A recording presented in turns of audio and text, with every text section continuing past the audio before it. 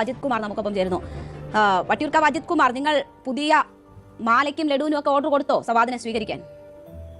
സവാദിന് മാല ഇടേണ്ട ഒരു അവസരം ഉണ്ടെങ്കിൽ തീർച്ചയായിട്ടും ഇടും. അത് അദ്ദേഹത്തിന്റെ ഭാഗത്ത് ന്യായമുണ്ടെങ്കിൽ. നിങ്ങളുടെ പ്രോത്സാഹനമായിരിക്കും രണ്ടാമതും വാഹനത്തിൽ സ്ത്രീകളെ അധിക്ഷേപിക്കാൻ അയാൾക്ക് പ്രചോദനമായതല്ലേ?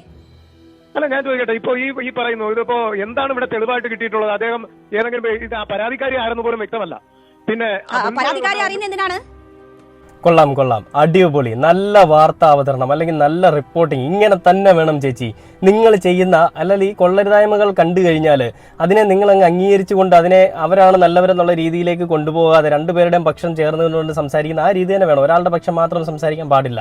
ആ ചേച്ചി ചോദിച്ചത് എന്താണ്, ലഡുവും പൂമാലയൊക്കെ ശരിയായോ അല്ലെ റെഡിയാക്കി വെച്ചിട്ടുണ്ടോ അജിത് കുമാർ എന്നാണ്. അജിത് കുമാറിന് കുരു പൊട്ടിക്കാണും. അജിത് കുമാർ അതിന് മറുപടി കൊടുത്തായിരിക്കും ഒരു പക്ഷേ ഇതുപോലെ ഞാൻ മാലയുടെ അവസരം ഉണ്ടെങ്കിൽ പോയി ഇടുമെന്നുള്ളത്.